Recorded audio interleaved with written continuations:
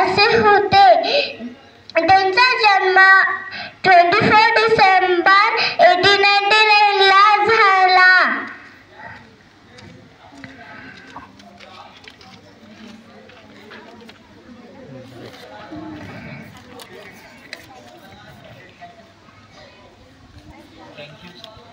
Thank you. Scout clap go. She was a very little, but it was a great. Record होते याच्यावर. माझे नाव सौम्या संदीप कमठाणे आहे. मी पहिली वर्गात शिकत आहे.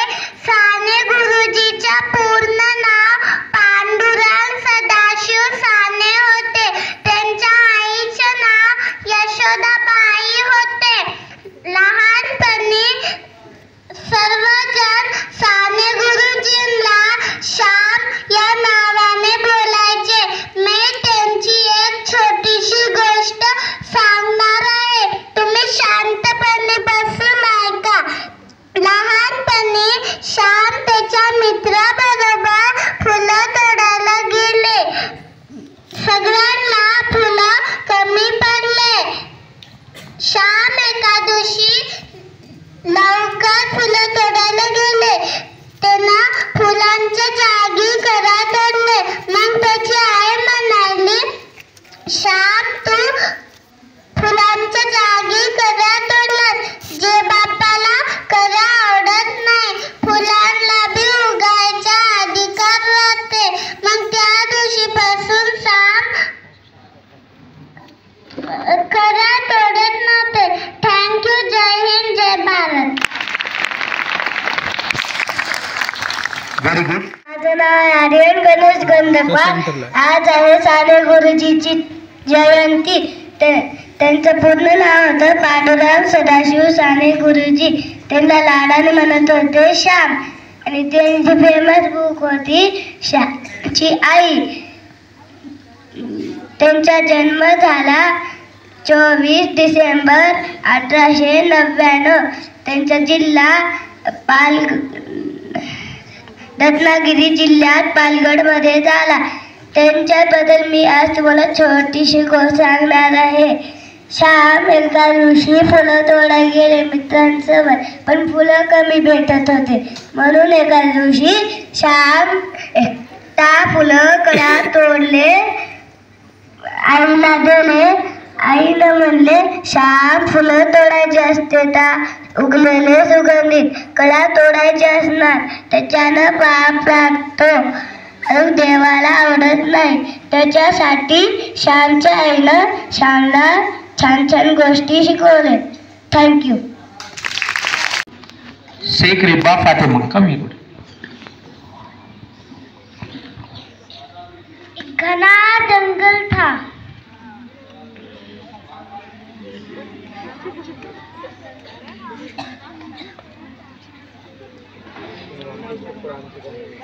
वहाँ मीठे मीठे फल थे.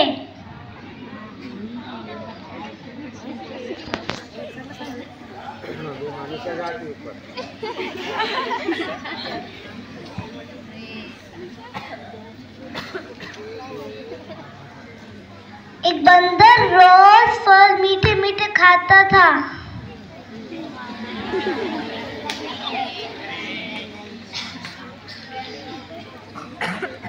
रोज मगरमच्छ देखते रहता था. तो मगरमच्छ ने एक दिन बंदर को अपने पास बुलाया.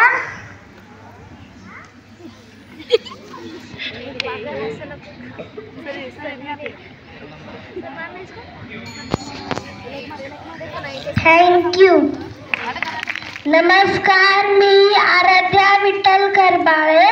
मी आज तुम्हाला प्रसिद्ध लेखन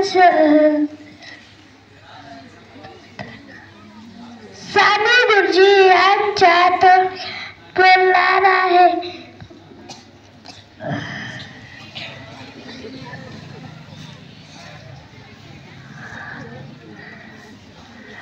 खरा तो एकच धर्म प्रसिद्ध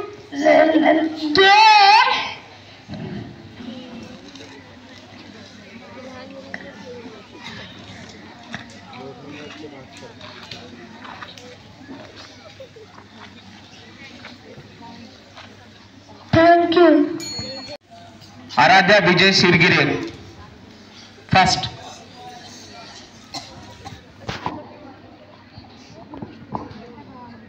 Good morning everyone. My name is Aradhya Vijay Shirgir. I am studying second class CGA.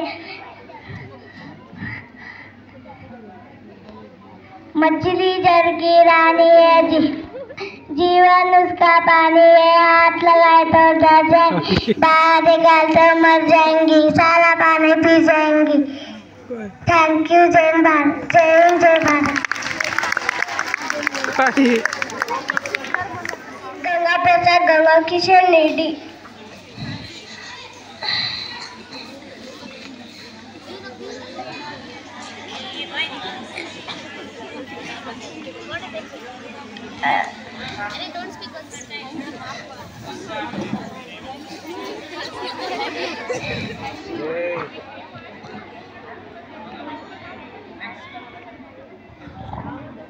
Okay बेटा. Madhav. Hello, my name is Kedar Madhav Adekar. I am studying in second class.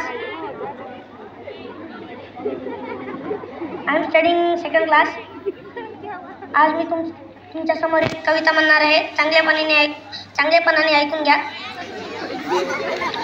तुझा हात परीस माझा लोखंडी गजुला, हात लागला परीस झुला सोन्याचा झाला. तुझ्या नाजूक हाताची निळ्या शाहीची ही ओळख, चांदण्यांच्या हुंदक्यांनी माझं जागलं आभाळ, माझं जागलं आभाळ. जय हिंद. जय भारत. व्हेरी गुड बेटा.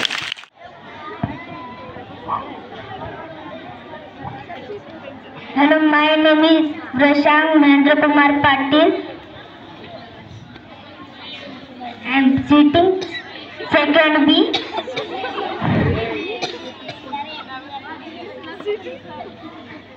काळी मुंगीची गोष्ट. एक काळी मुंगी होती, एक लाल मुंगी होती, एक पांढरी मुंगी होती.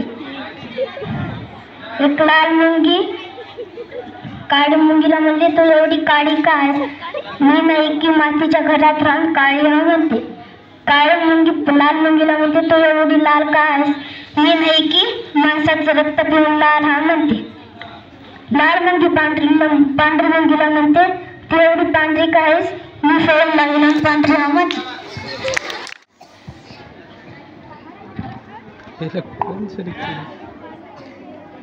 Be ready Viraj. What is संस्कार. एमिकर सर. संस्कार. Good morning everyone. My name is संस्कार तानाजी कदम. मी तुम्हाला एक गोष्ट सांगणार आहे. शांतपणे ऐकून घ्या.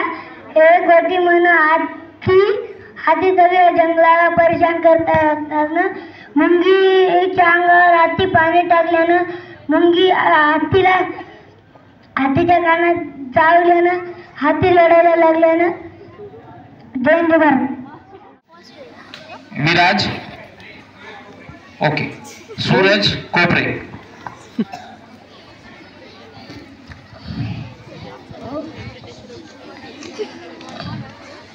एक जंगल होते.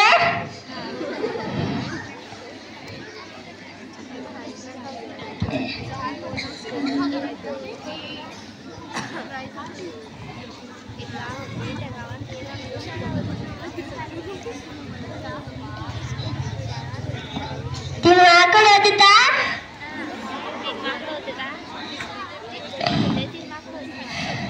एक माकड रोज काही खायला आणत होतं, तर गहू खात होते. त्या कधी ते वरून गेले काही की मोठं माकड आणायला गेले आणि ते आणले म्हणून काय की गहू मसून खाल्ले. त्या आजल्या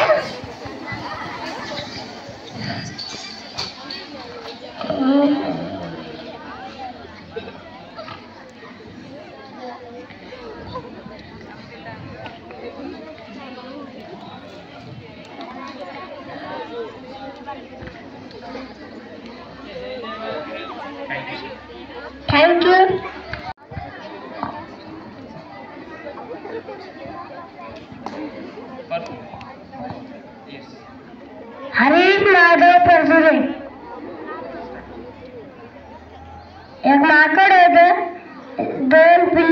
होते. एक माकड गायकी रोज एका फुलं खायला आणत होतं.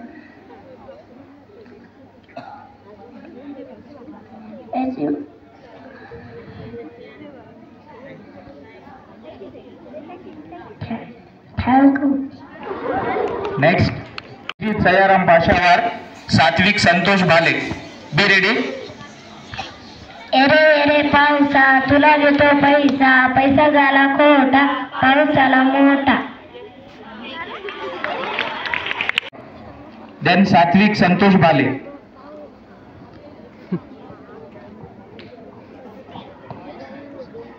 Good morning everyone. Myself Abji Saira Pasha. I am studying third class. I am telling about a story. एक आश्रम था, उसके अंदर हजारों बच्चे पढ़ते थे. एक दिन गुरुजी यात्रा पर जा रहे थे. गुरुजी ने दो बच्चों को बोला कि तुम में से सर्वश्रेष्ठ कौन है, मुझे पता होना चाहिए. इसलिए दोनों को एक थैली भर गेहूं दिया. गुरुजी बोले कि ये गेहूं बढ़ना चाहिए और यात्रा पे चले गए. पहले शिष्य ने गेहूं को पेटी में डालकर उसकी रोज पूजा पाठ और देखभाल करने लगा. दूसरा शिष्य गांव जाकर पिताजी से थोड़ा सा हिस्सा मांगा. एक दिन उसके अंदर बीज गए. एक दिन गुरुजी यात्रा से वापस आ गए.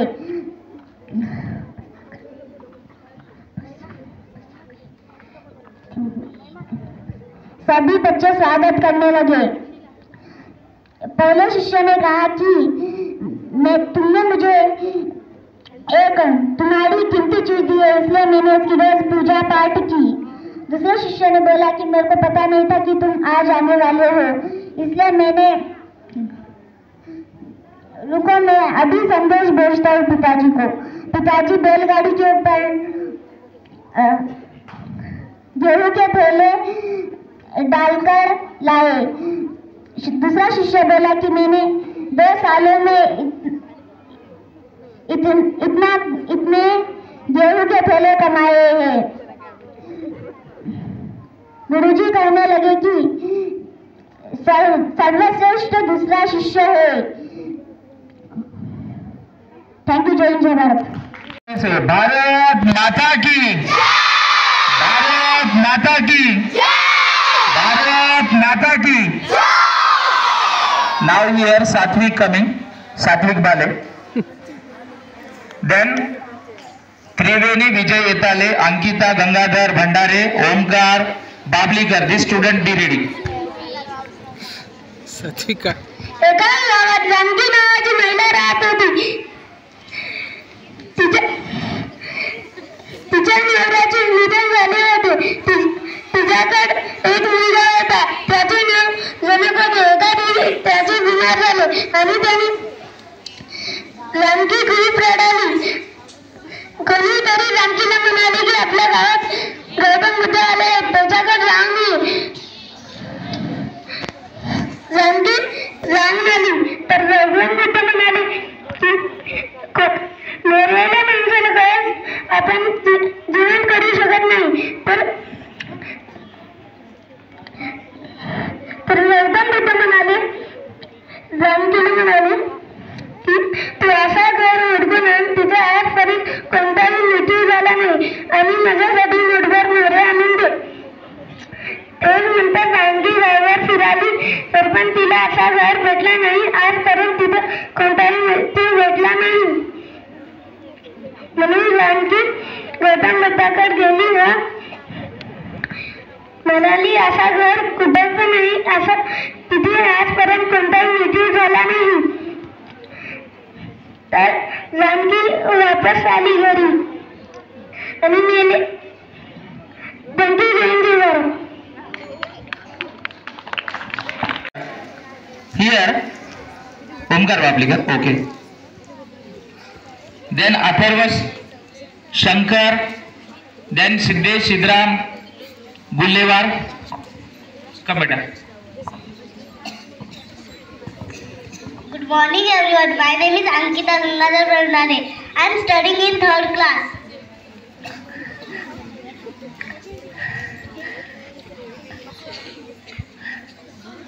The elephant and ant.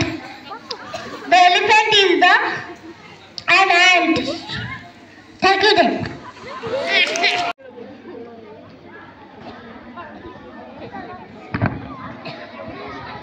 Good morning, all of you. Myself, Mathura Jangadharwan, class 4th C. I would like to say a few words about Sane Guruji. Sane Guruji, full name by Pandurang Sadashiv Sane. He was born on 24 December 1899 in Palwal, Ratnagiri, Maharashtra. He was known as Sane Guruji.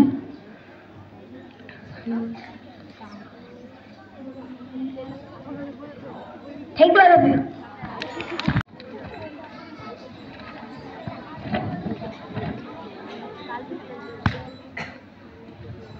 Okay, now Siddhesh Siddharam बुल्लेवार.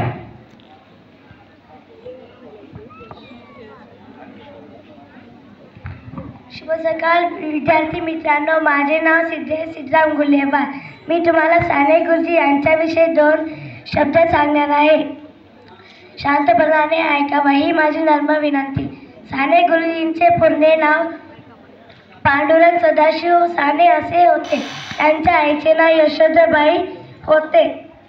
त्यांचा जन्म 24 डिसेंबर 1899ला रत्नागिरी, पालघर रत्नागिरी जिल्ह्यात असे झाला. धन्यवाद. वैभव शिवाजी शिरगिरे.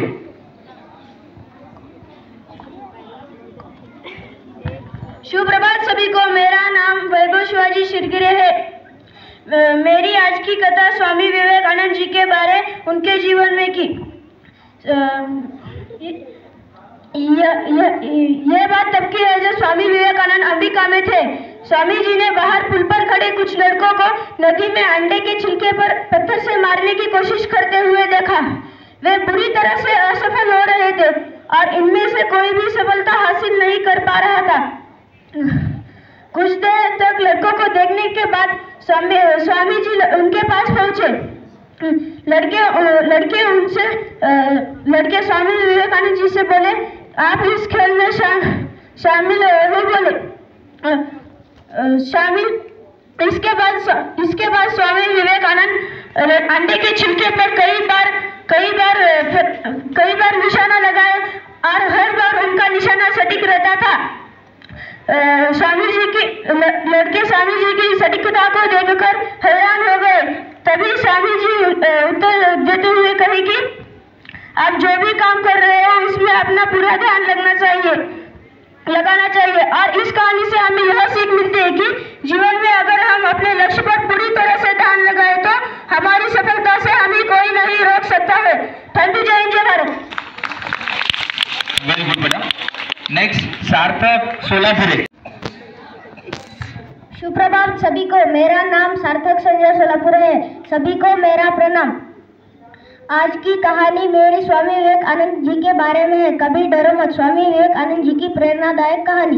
एक बार बनारस के एक मंदिर से स्वामी विवेकानंद जी निकल रहे थे. तभी उन्हें बहुत सारे बंदरों ने घेर लिया. बंदर स्वामी विवेकानंद जी के हाथों से प्रसाद छीनने लगे, उनके करीब आने लगे और उन्हें डराने लगे. स्वामी विवेकानंद घबराकर वहां से भागने लगे. बंदर स्वामी विवेकानंद जी को भागता देख उनके पीछे पीछे दौड़ने लगे.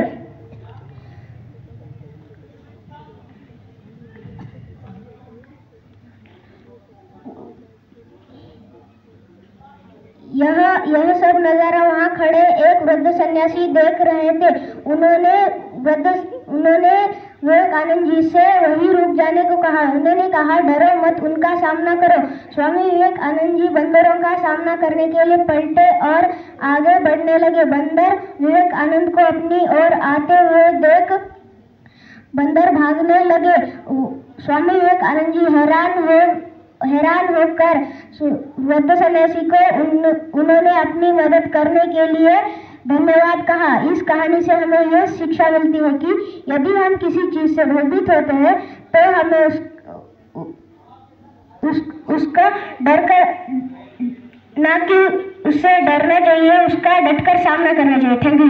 जय हिंद, जय भारत. Very good. एक बार स्वामी विवेकानंद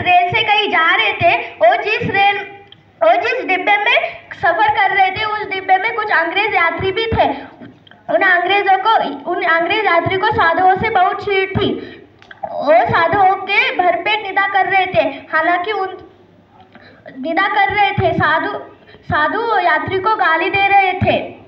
उनकी सोच थी कि चूंकि साधु अंग्रेजी नहीं जानता, इसलिए उन्होंने आपसी बातचीत में कई बार साधुओं को भला बुरा कहा। हालांकि उन दिनों की हकीकत भी थी कि अंग्रेजी जानने वाले साधु होते भी नहीं थे। इसलिए एक बड़ा स्टेशन आया। उस स्टेशन पर स्वामी विवेकानंद जी के लिए स्वागत के लिए हजारों लोग उपस्थित थे, जिसमें विद्वान और एक अधिकारी भी थे।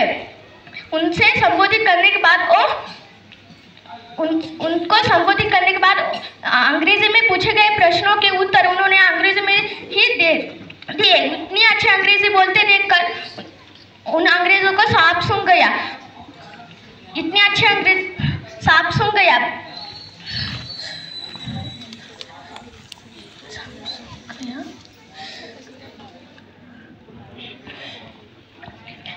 अवसर मिलने पर वो स्वामी विवेकानंद जी के पास गए और उनसे नम्रता पूर्वक पूछा कि आपने हमारी बात सुनी होगी और उसका बुरा भी माना होगा। तब स्वामी विवेकानंद जी ने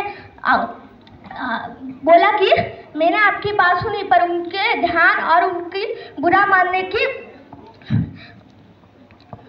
बुरा नहीं माना। मैं अपने काम में इतना अधिक व्यस्त था कि आप उसका बुरा भी नहीं माना। ये जवाब सुनकर अंग्रेज उनके चरणों में झुक गए। इतनी अच्छे चरणों में झुक गए।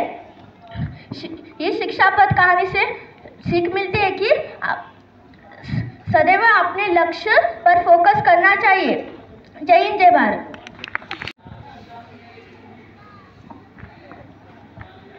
मेरे प्यारे भाई और बहनों, सभी को मेरा प्रणाम।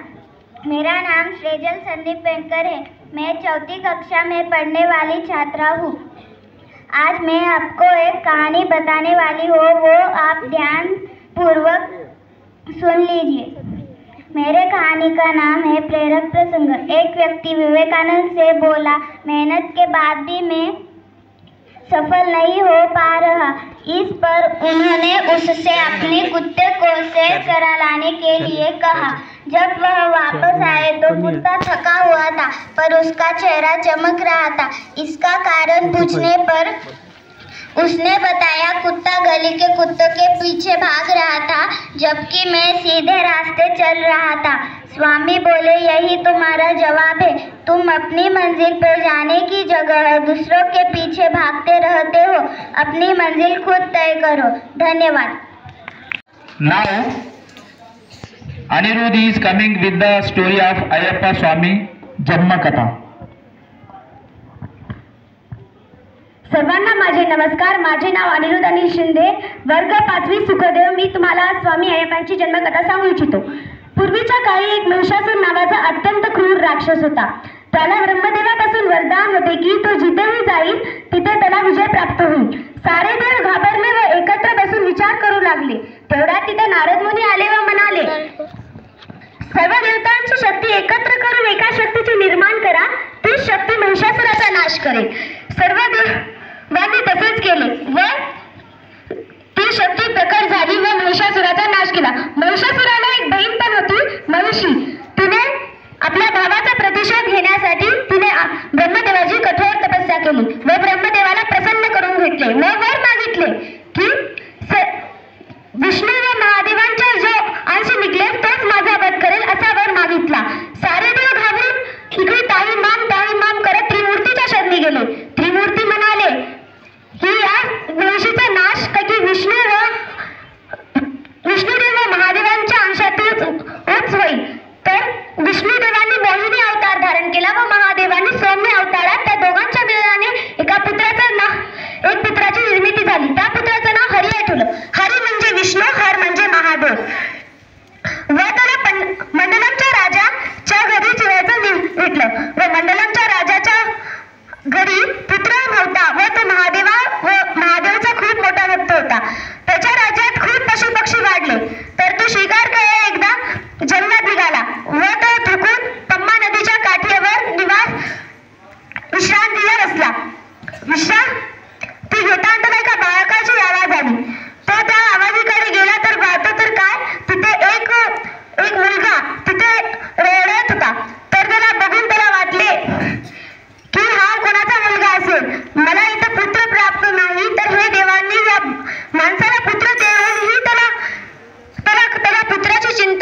असे तो विचार करू लागला. तेवढ्यात तिथे आकाशवाणी झाली व म्हणाल, हे राजन, तू या पुतळ्याला घेऊन जा व या पुतळ्याचे पालन पोषण कर. असे म्हणाल्यावर राजा तो त्या बालकाला घेऊन गेला व त्याच्या घरी जाऊन त्याचं नाव अय्यप्पन ठेवलं. काही खूप सेवा केली व त्या बालकाचं मोठं केलं. पण त्याचा मंत्री त्या बालकाला मारण्यासाठी खूप योजना बनायला लागला, पण ते सगळे विफल गेले. बालक मोठा झाला व अय्यप्पनला गुरुकुलमध्ये टाकण्यात आले. गुरुकुलमध्ये त्याला वेदशास्त्र, अनेक शास्त्राची माहिती झाली व धनुर्विद्या, वादविद्या असे अनेक शस्त्र व ज्ञानाचा झाला. तो एवढा बुद्धिमान होता की त्याला 4 दिवसातच अन्य सारे विद्या शिकले व त्याच्यामध्ये अनेक शक्तींचा संचार झाला. हे बघून त्याला वाटले, गुरुदेवांना वाटले की हा कोणता मामूली बालक नाही. तर अय्यप्पन म्हणाले, मी तुमच्यापासून शिक्षा घेते आहे, तुम्हाला गुरु शिक्षेच्या रवीमध्ये काय पाहिजे असे मागितल्याबारी त्यांनी एक आपल्या बालकाला राखले. तो नाही बघू शकत होता, नाही बोलू शकत होता, नाही ऐकत होता, नाही देवाचे स्मरण करू शकत होता. तर अय्यप्पांनी त्याला जवळ बोलवले. तर तो अचानक चमत्कार झाला की तो चलू लागला, तो नीट बघायला लागला व स्वामी शरणम अय्यप्पा असे गाऊ लागला. तर त्यांनी काही स्वामी अय्यप्पा त्यांच्या स्वयं रूपात आले. त्यांच्या बाजूला विष्णुदेव व महादेवांचा संचार दिसू लागला. तर बघून ते समजून गेले हे कोणता मामूली बालक नाही. तर राजाने त्यांना की वाटण्यासाठी एका मंत्रीला भेटलं. तो सुद्धा त्यांना मारायला करू लागला. तर पण तो कधी राजाला कधी माहीत नव्हते. तो कधी मारू लागला तर तो एका वाघात तरी पवित्र होऊन गेला. तो आणि कोणता नव्हता, एक असुर होता. असुराला मारायला बघून सर्व देव घाबरले व तिथे सिंहाचं रूप धारण करून गेले व त्या असुराचा नाश केला. अय्यप्पा स्वामी तिथं गेले व राजा जाऊन तिथं बघते तर काय त्यांच्या माताची तब्येत एवढी बिघडली होती की त्यांच्या माताला वाघाच्या दुधानेच त्यांची योग्य येऊ शकत होती. तर तिथं म्हैशी प्रकट झाली व जंगलात तिथं थांबू लागली. थांबल्याबारी तिथं वाघाचं दूध घ्यायला स्वामी अय्यप्पा सोया गेले व तिथं वाघाचं दूध घेत होते. तर त्यांना बघते काय म्हैशी तिथं प्रकट होऊन त्यांच्यासोबत युद्ध करू लागली. अय्यप्पा स्वामींनी त्यांचं वध करून टाकलं व मी म्हैशीचा नाश केला. थँक्यू. जय Maharaj. Keep attention toward the bell. Then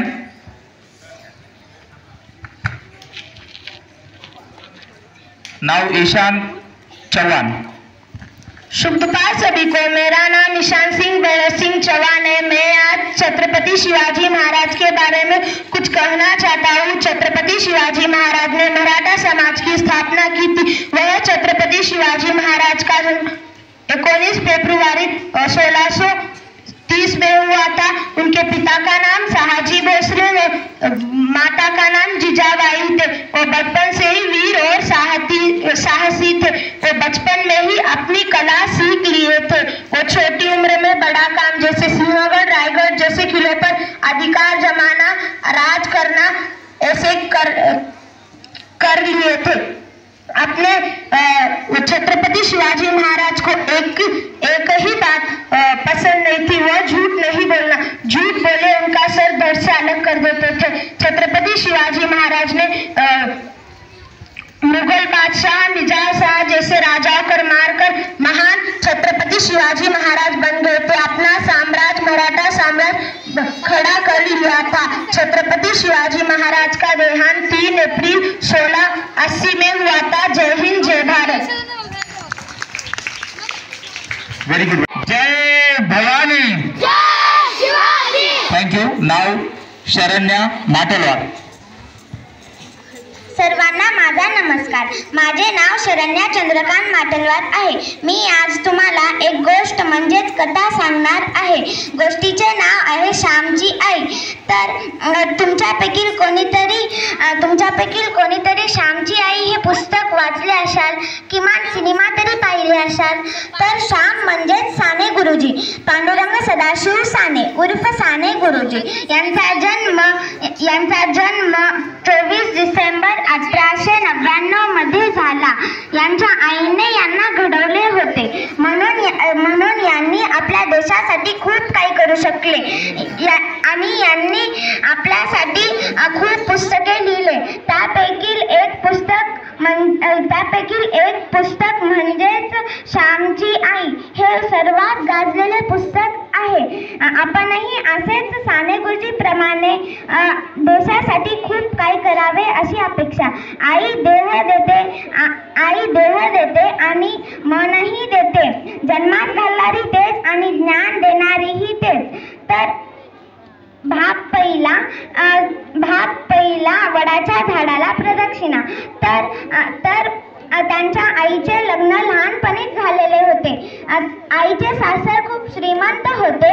आईच्या अंगा खांद्यावर सोन्या मोत्यांचे दागिने होते.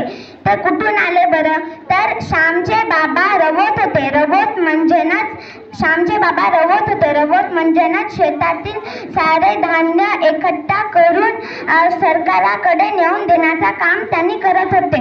रवत खूप कष्टाने जगत असत. मग एका दिवसाची गोष्ट आहे. बाबा वडवलीहून घरी परत येत असताना पुढे मांग आले. मग बाबांना खाली पाडण्यात आलं. बाबा म्हणाले, नका रे मला मारू, हे घ्या कडं आणि 100 रुपये घ्या, मला सोडा. मग हे बातमी परिवारास पोहोचताच अख्खा परिवार दुःख झाला. मग आईने तेव्हा सावित्रीचे व्रत करू लागले. सावित्रीच्या व्रत मध्ये 3 दिवस 108 प्रदक्षिणा घालायच्या होत्या. मग आई तेव्हा बिमार पडली. आई श्यामला म्हणाली, अरे श्याम, मी बिमार आहे, तू 108 प्रदक्षिणा घाल. मग त्यातले 3 मी घालते. मग श्याम म्हणाला, नको आई, मला लाज वाटते. तर आई म्हणाली, अरे श्याम, चांगले काम करण्यासाठी लाज कशाला रे? तू जर पाप करत असतोस तेव्हा तू लाज. मग श्यामच्या डोक्यात हेच पुन्हा येऊ लागले. मग त्याने 108 प्रदक्षिणा घातल्या. धन्यवाद.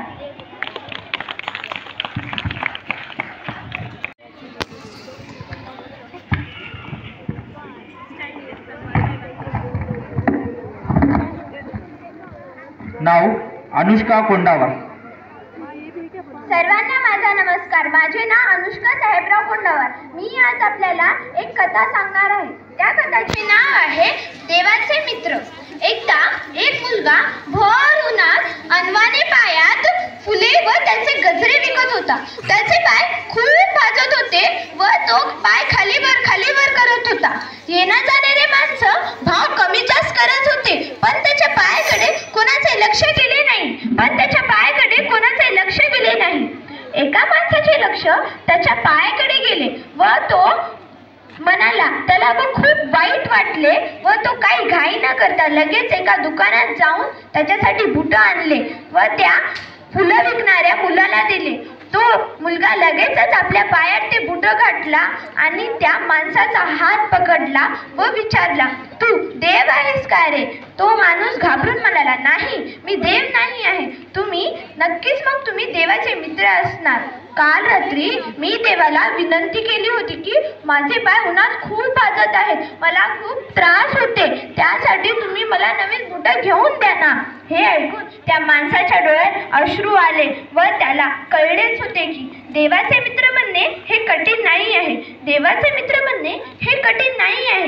निसर्गाने आपल्याला 2 रस्ते केले आहेत. एक, दान करा व दुसरा, सोडून जा. आपल्याला सोबत घेऊन जाण्यासाठी कोणतीच व्यवस्था केलेली नाही आहे. आपल्याला सोबत घेऊन जाण्यासाठी कोणतीच व्यवस्था केलेली नाही आहे. तात्पर्य, आपण जो कमवता ते मागे राहणारे कसे वापरतात हे आपल्याला कळत नाही, पण आपण ते दुसऱ्याला दान केले पाहिजे. हे यातच आपले आनंद राहते. त्याला दुसऱ्याला दान केले त्यांचे पुण्य आपल्या गतीशी येतात, हे लक्षात ठेवायचे. माझे एक मत आहे की येण्या जाणाऱ्या माणसामध्ये दुसऱ्याला देव दिसत नाही तर त्याला दगडातला देव काय दिसणार हो? येण्या जाणाऱ्या माणसांमध्ये दुसऱ्याला देव दिसत नाही तर त्याला दगडातला देव काय दिसणार हो? एवढे बोलून मी माझे 2 शब्द संपत आहे. जय हिंद, जय महाराष्ट्र. वेरी गुड बेटा. अनुष्का, गम नहीं, बी केयरफुल, लिसन हियर. इंसान अगर हमारे साथ नहीं तो कुछ गम नहीं, अगर भगवान हमारे साथ है तो कुछ कम नहीं, तो कुछ कम नहीं. नाउ प्रियंका ठाकुर. सभी को मेरा प्रणाम। मेरा नाम प्रियंका ठाकुर है, मैं 7वीं कक्षा की विद्यार्थिनी हूँ। आज मैं आपको एक बेटी और एक माँ की बहुत ही सुंदर और लाभदायक कथा बताना चाहती हूँ। मेरी कथा का नाम है माँ का हृदय। तो चलिए मेरी कथा को शुरुआत करते। यह कथा एक छोटे से घर में रहने वाले माँ और बेटी की है। माँ बहुत मेहनती थी। माँ दूसरों के घर जाकर बर्तन मांजती, कपड़े धोती, खाना बनाती, मजदूरी करती। पर बेटा एक नंबर का हरामी था। वह हम जितने बुरे काम गिनवा सकते हैं उसके अंदर उतने बुरे काम थे। उसे जुआ खेलना बहुत पसंद था। वह जुए में इतना पागल हो चुका था कि वह उसके माँ के गहने, कपड़े, यहाँ तक कि उसने घर के भगवानों तक को नहीं छोड़ा था। यानी सोने के भगवान की मूर्ति, पीतल के भगवान की मूर्ति, यहाँ तक सब कुछ हार गया था। सिर्फ माँ ने एक जेवर माँ ने छुपा कर रखा था अपने बेटे से। वह थी उसके पति की आखिरी निशानी, वह थी अंगूठी। पर पता नहीं उस बेटे के हाथ वह कैसे लग गया। वह बेटा उसे भी ले जाने लगा। तो माँ ने उसके आगे हाथ जोड़कर कहा, बेटा ऐसा मत कर, बेटा ऐसा मत कर, तू पहले ही बहुत कुछ ले गया है बेटा, मैं तेरे आगे हाथ जोड़ती हूँ, बेटा ऐसा मत कर। तो बेटा चिल्ला कर कहता है, माँ 4 पैसे क्या कमाने लग गई, तू मुझे सिखा रही है कैसा करना है, मुझे सिखा मत। तो माँ ने उसके फिर से जाकर पैर पकड़े, बेटा ऐसा मत कर, मैं तेरे आगे हाथ जोड़ती हूँ बेटा, ये यहाँ तो छोड़ दे मेरे लिए, यहाँ तो छोड़ दे। तो बेटे ने माँ को घसीटते हुए रसोई घर ले गया और माँ के टुकड़े कर दिए। यह जुर्म करते हुए उसे दया नहीं आई, माया नहीं आई। पर उसे करने के बाद उसे याद आने लगा, अरे अगर किसी को पता चल गया तो वह मुझे राजा के पास ले जाएंगे, मुझे दंड होगा। फिर उसे भय आने लगा, अगर किसी को पता चल गया तो वह मुझे राजा के पास ले जाएंगे, मुझे दंड होगा, अब मैं क्या करूं। तो तब उसे एक उपाय सूझा। उसने सारे टुकड़ों को एक टोकरी में भरा और उसे सिर पर उठाकर नदी में बहाने ले गया। तब वह इधर उधर देखने के चक्कर में उसने नीचे देखा ही नहीं, उसका पैर पत्थर से टकराया, उसके पैर को गहरी चोट आई, उसके पैर से रक्त बहने लगा। तब उसके हृदय से आवाज आई, अपने माँ की। उसकी माँ ने क्या कहा होगा, बेटा लगा तो नहीं ना, धीरे इतनी क्या हड़बड़ी है। तब बेटा रोने लगा, ये मैंने क्या कर दिया, मुझे इतना नहीं समझ में आया कि मैंने अपनी माँ को कत्ल कर दिया, मैंने अपनी माँ का। तो बेटे की आंखों से आंसू आने लगे। उसे अपने गुनाहों का प्रायश्चित करना था। तब वह सूर्योदय होने से पहले वह राजा के पास गया और कहा, राजा वह बेटा कुछ करता उससे पहले राजा ने कहा, अरे तुम तो उसी के पुत्र हो ना जो हमारे यहाँ बर्तन वगैरह मांजती है, कपड़े। हाँ मैं उसी का पुत्र हूँ। क्या हो गया, तुम रो रहे हो? हाँ राजा जी मुझे माफ कर दीजिए राजा जी, मुझे माफ कर दीजिए। क्यों, क्या किया है तुमने? ऐसा राजा ने उससे प्रश्न किया। तब उसने कहा, मैंने अपने माँ का बेरे में से कत्ल कर दिया राजा जी, मुझे माफ कर दीजिए। तब राजा ने कहा, तुम्हें तो कठोर से कठोर दंड दिया जाएगा। तुमने उसे माँ को मार दिया जिस माँ ने तुम्हारे भविष्य के लिए अपना पूरा जीवन त्याग दिया था। उसे फांसी की सजा सुनाई गई। उस लड़के ने उस फांसी की सजा को अर्पण कर लिया था। पर मेरा कहने का तात्पर्य इतना ही कि जुआ, शराब, लड़की का चक्कर ये छोड़ दीजिएगा। यह बसे बसाए घर को तोड़ देता है। धन्यवाद। जय हिंद, जय महाराष्ट्र। वैष्णवी संतोष मार्कले, मी इथं 7वी कक्षातील मुलगी. मी आज तुम्हाला अहंकाराची कथा हे सांगणार आहे. ते तुम्ही शांतपणे ऐकून घ्यावे ही माझी नम्र विनंती. एकदा एक राजा एका सत्पुरुषाकडे गेला आणि म्हणाला, तुम्ही मागाल ती भेटवस्तू देण्याची माझी इच्छा आहे. बोला काय पाहिजे? माझा सारा खजिना, राजवाड्याचे वैभव का माझा शरीर? तेव्हा तो सत्पुरुष म्हणाला, खजिना, राजवाडा या गोष्टी तर तुझ्या प्रजेच्या आहेत. त्यात तू केवळ रखवालदार म्हणून आहेस आणि तुझ्या शरीरावर तुझ्या पत्नीच्या मुलाबाळांचा हक्क आहे. ते साधूचे बोलणे ऐकून ते राजा गोंधळला आणि म्हणाला, मग स्वतःची अशी कोणती वस्तू मी आपणास भेट देऊ? तुम्ही सांगा. ते तो महात्मा उद्धारला आणि म्हणाला, तुझ्या मनातील अहंकार हा सर्वस्वी तुझाच आहे, त्याचे तू दान अवश्य करू शकतोस. अहंकाराचे तण सतत उपटून टाकून मनाची मशागत करावी लागतं. अहंकाराचे पण दोन चेहरे असतात, एक स्वाभिमान व दुसरा गर्व. अहंकाराचे रूपांतर जेव्हा स्वाभिमान होतं तेव्हा कर्तृत्व जन्माला येतं, आणि जेव्हा गर्वाचं रूप धारण करतो तेव्हा फक्त आणि फक्त विनाशाला निमंत्रण देतो. तात्पर्य, अहंकार कोणाला चुकलेला नाही. अहंकाराचे पण दोन चेहरे असतात, एक स्वाभिमान व दुसरा गर्व. अहंकार कोणाला नसावे. धन्यवाद. व्हेरी गुड बेटा. इयत्ता 6वीत शिकते. मी एक तुम्हाला आज कथा सांगणार आहे. त्या कथेचे नाव आहे आंधळी आई. एका गावात एक बाई आपल्या छोट्या मुलाबरोबर एका छोट्याशा झोपडीत राहायची. आपल्या मुलाला काही कमी पडू नये म्हणून ती दिवस रात्र एक करून आग करायची, पण त्या छोट्या मुलाला आपली आई अजिबात आवडायची नाही. तो तिचा तिरस्कार करायचा आणि कारण तिला एक डोळा नसल्यामुळे ती भेसूर दिसायची. तो तिला शाळेतही येऊ द्यायचा नाही. शाळेत एका कार्यक्रमासाठी आईला शाळेत जावे लागले. आईला बघून कुठे तोंड लपवावे त्या मुलाला कळत नव्हते. रागाचा एक टाक्ष टाकून तो तिथून पळून जातो. घरी आल्यावर आईला प्रचंड बोलतो, कशाला आली होती शाळेत? माझे मित्र मला चिडवतील, मी उद्या शाळेत कसा जाऊ? तुला एक डोळा नाही, तू मला अजिबातच आवडत नाहीस, वगैरे वगैरे. आईला काहीही बोलतो. आई काहीच बोलत नाही. आपण आईला खूप बोलतो, याचेही त्याला काहीच वाटत नाही. आईशी काहीही बोलत तो झोपी जातो. आणि रात्री कधीतरी आईला जाग येते तर आई आपल्या मुलाची झोप मोड होऊ नये म्हणून दबक्या आवाजात रडत असते. त्याचेही त्याला काहीच वाटत नाही. आपल्या एका डोळ्याच्या आईचा त्याला अधिकच तिरस्कार वाटायला लागतो. त्या क्षणी तो निर्णय घेतो की आपण खूप शिकून मोठे व्हावे आणि मोठ्या शहरात जावे आणि इथून पळायचे. त्याप्रमाणे तो खूप अभ्यास करतो. उच्च शिक्षणासाठी तो शहरात जातो. नामवंत विद्यापीठात त्याला पदवी मिळवतो. मोठ्या कंपनीत मोठ्या युद्धावर काम करायला लागतो. त्याचे लग्न एका सुंदर मुलीशी होते. त्याला एक मुलगी व एक मुलगा होते. त्याचे कुटुंब पूर्ण झाले होते. कारण एक सुंदर चित्र बिघडणारी त्याची तीच एका डोळ्याची आई तिथे नसते. तो तिला जवळपास विसरून जातो. तो सुखात असतो. एका दिवशी त्याच्या घराचे दार वाजते आणि त्याची मुलगी दार काढते. एका माणसाबरोबर त्याची तीच एका डोळ्याची आई उभी असते. त्याची मुलगी घाबरून घरात पळून जाते आणि म्हणते.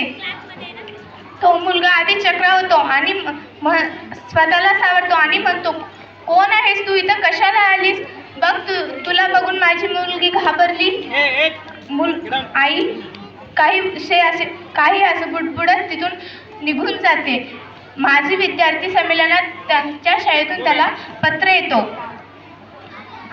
त्या संमेलनात जाऊ नये असे वाटते, पण जावे लागते. बायकोला खोटं बोलून तो ऑफिसच्या कामाला चाललो म्हणून संमेलनात जातो. संमेलन पार पडते. कुठल्या तरी अनामिक ओढीने त्याचे पाय झोपडीकडे ओळतात न कळत. तो झोपडीकडे बघतो तर काय, दाराला कुलूप लावून असते. शेजारची बाई त्याला ओळखते आणि एक पत्र देते. ते पत्र त्याच्या आईचे असते. तो पत्र वाचू लागतो. त्या पत्रात लिहिलेले असते की मी आता खूप वर्ष जगले, आता तू मला कधीतरी भेटायला ये अशी माझी खूप इच्छा आहे. तू संमेलनात येणार आहेस असे मला माहीत झाले, तरी मी येणार नाही असे नक्की ठरवले. कारण तुला ही एका डोळ्याची तुला अजिबात आवडत नाही, म्हणून मी तुला यायचं नाही असे ठरवले. थँक्यू.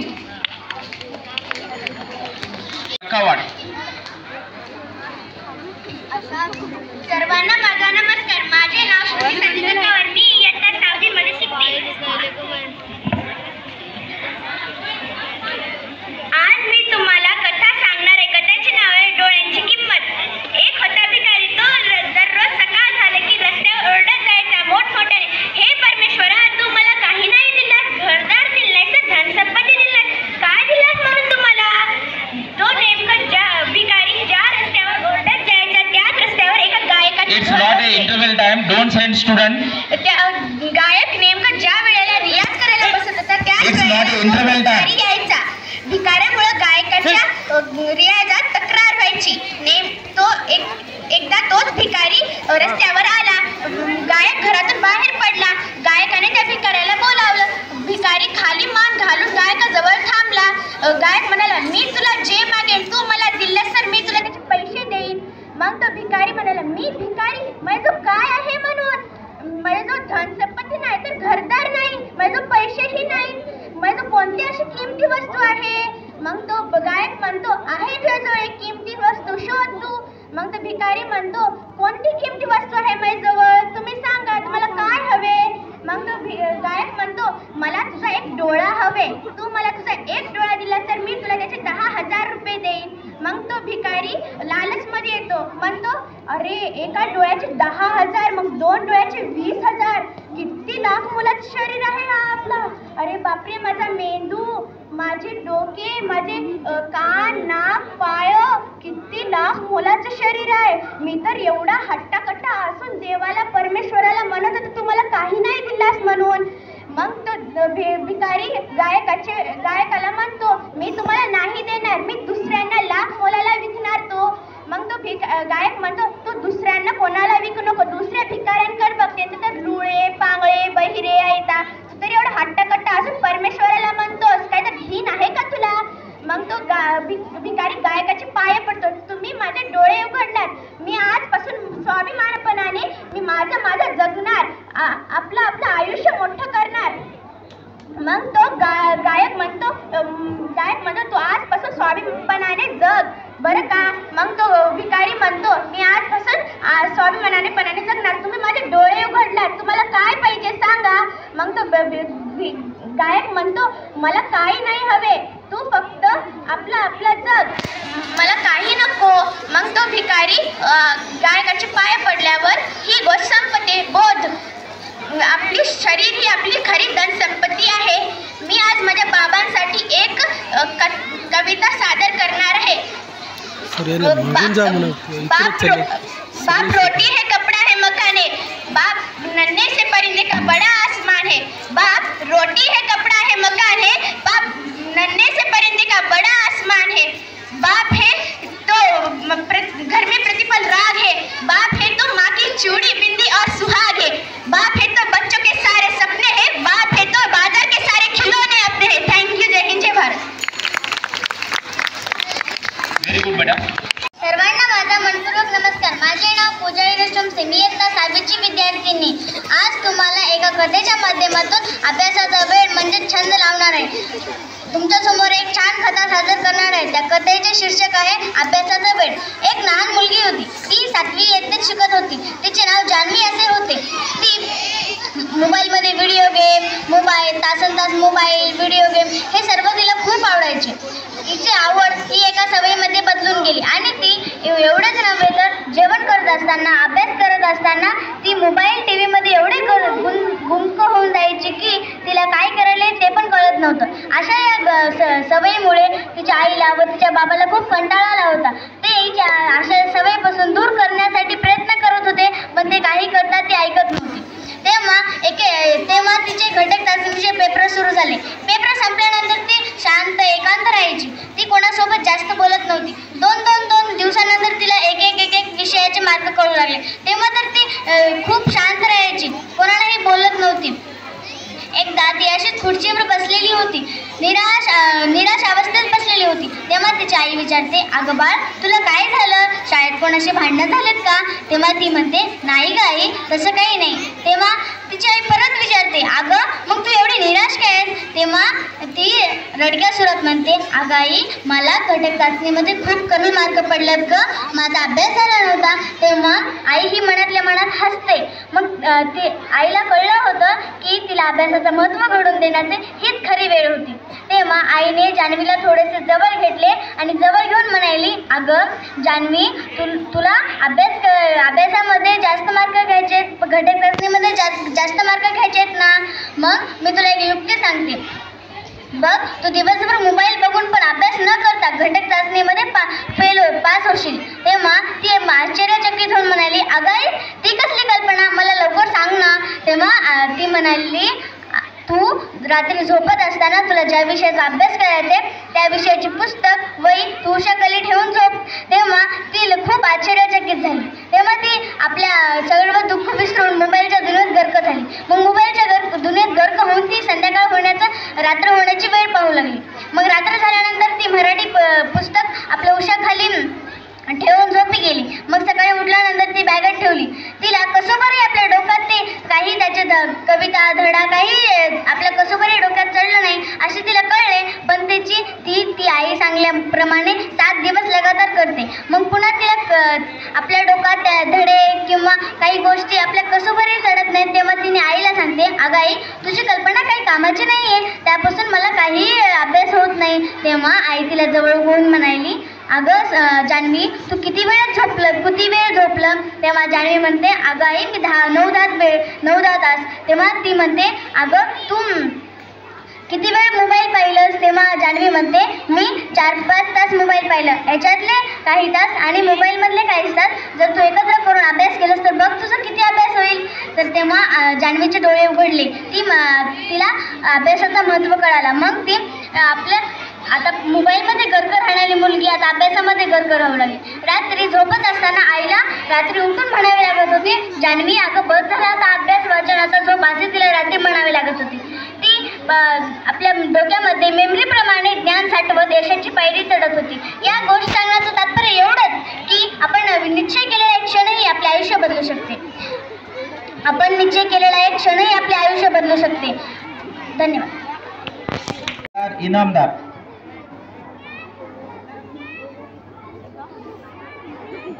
सर्वांना माझे नमस्कार. माझे नाव श्रीषा केले इनामदार.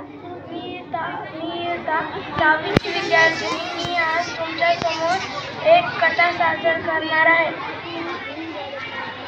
त्या कथेचे नाव थेंबाचे महत्त्व असे आहे. तरी सर्वांनी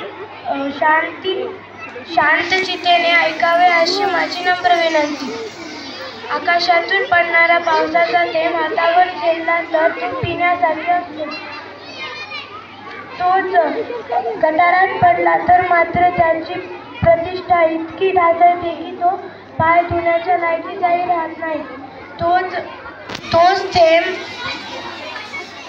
तोच थेंब गरम तव्यावर पडला तर त्याचं अस्तित्व संपून जाते, तो नष्ट होतो. तोच थेंब कमळाच्या पानावर पडला तर मोत्यासारखा चमचम करतो आणि शिंपल्यांवर पडला तर प्रत्यक्ष मोतीच बनतो. थेंब तोच, परंतु कोणाच्या सहवासात येणार यावर त्याची प्रतिष्ठा अवलंबून असते. थँक्यू.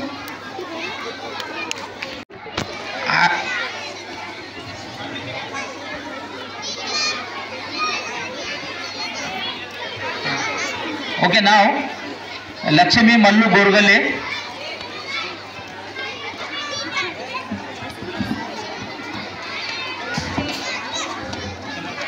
सर्वांना माझे नमस्कार. माझे नाव लक्ष्मी मल्लू गोरगले. मी तुम्हाला आज एक कथा सांगणार आहे. त्या कथेचे नाव आहे खरा मित्र. खरा मित्र कोण असतो? श्याम आणि राम हे दोघे जिवलग मित्र होते. एके दिवशी ते जंगलातून चालले होते. अचानक त्यांना एक अस्वल त्यांच्याकडे येताना दिसली. श्याम धावतच गेला जवळच्या एक झाडावर चढला. रामला झाडावर चढता येत नव्हते. पण रामला असे कोणीतरी सांगितले होते की रानटी प्राणी मेलेल्या माणसाला इजा करत नाही असे ऐकले होते. म्हणून तो जमिनीवर पडून राहिला, डोळे बंद केले आणि श्वास रोखून धरला. अस्वल रामजवळ आली. रामचा चेहरा उंगला. हा माणूस मेलेला आहे असे वाटून अस्वल तसेच पुढे निघून गेले. अस्वल दिसेनासे झाले. श्याम झाडावरून खाली उतरला आणि रामजवळ गेला. रामला विचारला, अस्वल तुझ्या कानात काय सांगितले? राम श्यामला म्हणाला, अस्वल माझ्या कानात असे सांगितले की स्वार्थी मित्रांपासून नेहमी दूर राहा. तात्पर्य, जो मित्र संकटात मदत करतो तोच खरा मित्र असतो. धन्यवाद.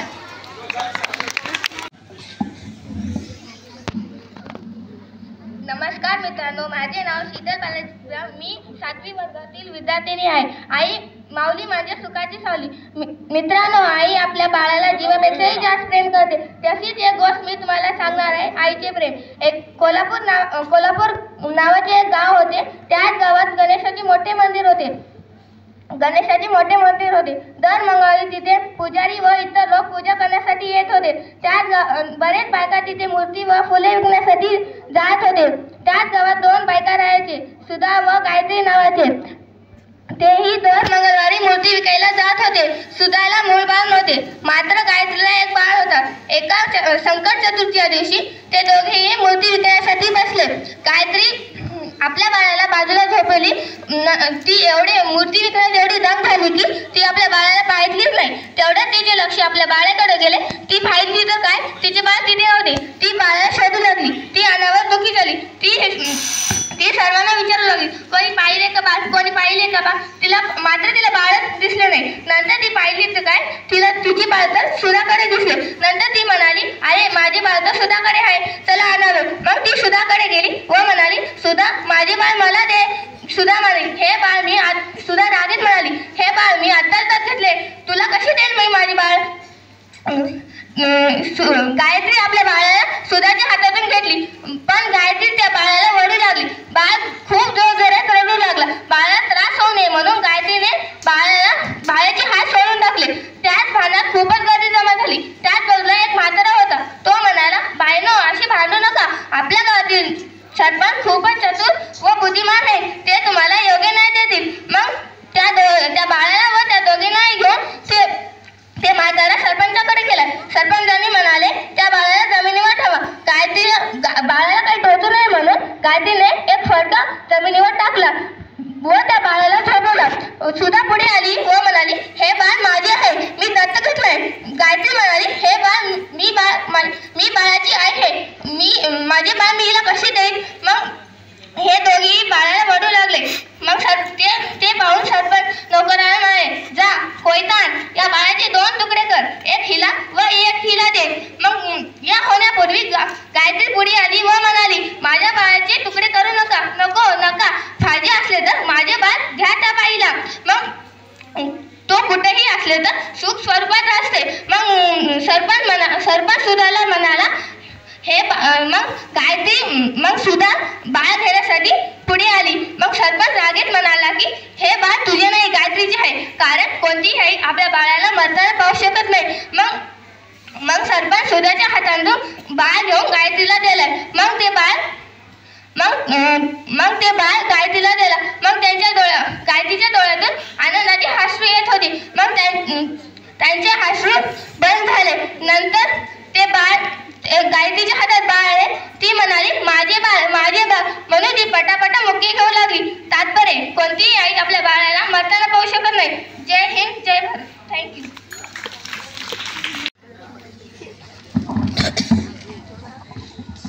शुभप्रभात मित्रांनो, माझे नाव आरती शंकर लोंढे. मी तुम्हाला आज एक कथा सांगणार आहे. त्या कथेचं नाव आहे एकमेकांना सहाय्य करू. एका गावात एक सुंदर तळे होते. त्या तळ्या काठावर एक झाड होते. त्या झाडावर एक कबूतर राहत होता. तो कबूतर बराच वेळ त्या पाण्याकडे पाहत होता. त्या पाण्यात एक त्याला मुंगी आपला जीव वाचवण्यासाठी धडपडत होती, पण तिला ते जमत नव्हते. कबूतर तिचे धडपड पाहत होता. तेवढ्यात त्याला एक विचार आला. त्याने त्या झाडाचे पान धरले आणि त्या पाण्यामध्ये त्या मुंगी जवळ टाकले. बुडणारी मुंगी त्या पानावर चढली आणि जमिनीवर उतरली. तिने झाडाकडे पाहिले. तिथे कबूतर बसला होता. त्याने ती मुंगी आपला मनोमन आभार मानले. तात्पर्य, उपकाराचे फेड उपकारानेच कळावे. थँक्यू. जय हिंद, जय भारत. नेक्स्ट श्रेया मेघनाथ पवार. हलू नको रे. नमस्कार मित्रांनो, माझे नाव श्रेया मेघनाथ पवार. मी आज तुम्हाला साने गुरुजी यांच्या जीवनातला एक प्रसंग सांगणार आहे. त्या प्रसंगाचं नाव आहे श्यामचे बंधू प्रेम. कीर्ती हे उद्योगाचे सुंदर स्वप्न आहे, पण पैसे हे आजची भाकर. तसेच मित्रांनो, साने गुरुजी हे दापोलीला शिकण्यास राहत होते. ते एके दिवशी त्यांच्या शाळेला जाण्यास निघाले. तेव्हा त्यांचा छोटा भाऊ त्यांच्या आईकडे हट्ट धरून बसला होता की आई, मला नवीन सदरा पाहिजे. माझा सदरा फाटलेला आहे, मला नवीन सदरा पाहिजे. तेव्हा श्यामने त्यांच्या मनात एक निश्चय केला की ते त्याच्या भावासाठी नवीन सदरा शिवतीलच. मग लगेच त्यांच्या मनात अनेक विचार आला की आमच्या काळी तर सदरा कोट हे काहीच नव्हते.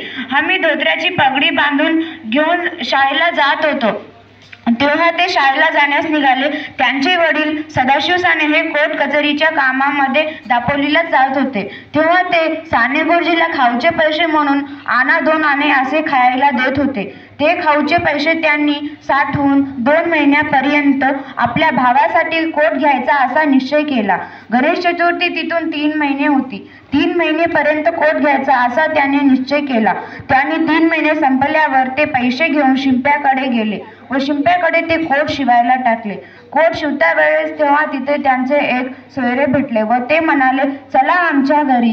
तर श्यामने त्यांच्या घरी गेले व त्यांच्या घरी चहा पाणी नाश्ता वगैरे करून घरी जाण्यास निघाले. तेव्हा ते सोयरे म्हणाले, जाऊ नकोस, पावसाळ्याचे दिवस आहेत, नदी नाल्यांना पूर आला असेल असे म्हणल्यावर ते काही ऐकले नाही. ते तेथून निघाले. नदी नाले त्यांना वाहून नेतील असे त्यांची भीती होती. तरी ते त्यांना वाहून कशी नेतील, कारण ते पुढच्या नदी नाल्यांना भेटायला चालले होते. त्यांच्या हृदयात सुद्धा प्रेमपूर आला होता, जसे की श्यामच्या हृदयात त्यांच्या भावाबद्दल प्रेमपूर आला होता. तो तिथे गेले. लगेच त्यांच्या पायाजवळून एक नाणेटी गेली. नाणेटी म्हणजे हे का सापाचाच प्रकार आहे, तिचा रंग हिरवा असतो. असे करत करत ते त्यांच्या घराजवळ पोहोचले. दाराजवळ पोहोचल्यावर त्यांनी आई अशी हाक मारली. तेव्हा त्यांचा लहानसा भाऊ आई अण्णा आला म्हणून अण्णाला दार उघडले. तेव्हा श्याम घरात गेले. तेव्हा आई वडिलांनी त्यांना खूप सारे प्रश्न विचारले. त्या प्रश्नाचे उत्तर देऊन श्याम घरात आले व चुलीजवळ शेकायला बसले. चुलीजवळ शेकायला बसल्यावर त्यांच्या लहान मुलांना तर सवयच असते की माझ्यासाठी काय आणलं असेल म्हणून ते त्या गटोड्यामध्ये बघितले. त्या गटोड्यामध्ये त्याच्यासाठी काय राहील, कोणती खेळणी, कोणते रंगीत चित्रकांचे पुस्तक. तरी त्याच्यामध्ये काहीतरी सापडले. त्याच्यासाठी एक लहानसे कोट सापडले व ते म्हणाले, दादा हा कोट कोणाचा असे म्हटल्यावर तेव्हा दादा हा कोट कोणाचा म्हटल्यावर ते म्हणाले, अरे हा कोट कोणाचा असे म्हटल्यावर ते म्हणाले, हे कोट तुझ्यासाठीच आहे. तेव्हा त्याचे आई वडील विचारू लागले, हा कोट कुठून आणलास, चोरी केलास का, कर्ज काढलेस का असे विचारल्यावर त्यांनी म्हणाले, आई मी कुठलंही कर्ज काढले नाही, चोरी केली नाही. आई तू परवा भावाला म्हणत होतीस ना की तुझे अण्णा दादा मोठे होतील, रोजगारी होतील, मग तुला नवीन सदरा शिवतील असे म्हटल्यावर मी माझ्या मनात एक निश्चय केला की त्याच्यासाठी मी नवीन कोटच घेईन. मग तेव्हा त्याचा भाऊ म्हणाला, आई आता माझी पेन्सिल हरवणार नाही, कारण या कोटला खिसे सुद्धा आहेत, मग माझी पेन्सिल हरवणार नाही असे म्हटल्यावर तेव्हा त्याची आई म्हणाली, श्याम खरंच तू पैशाने मोठा नाहीस, वयाने मोठा नाहीस, तरी मनाने खूप मोठा आहेस. तेव्हाच त्यांच्या वडिलांनी सुद्धा त्यांच्या पाठीवरून हात फिरवला व म्हणाले, खरंच श्याम, आई जे म्हटली हे खरंच खरं आहे. जय हिंद, जय भारत.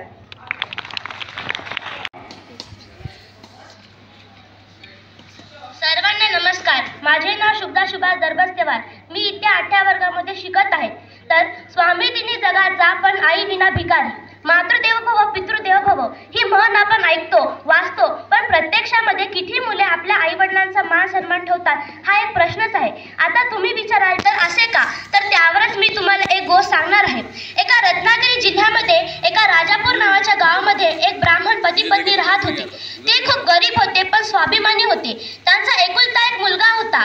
तो खूप हुशार आणि कुशाग्र बुद्धीचा होता. त्याची आई त्याला राजा म्हणून हाक मारित असे.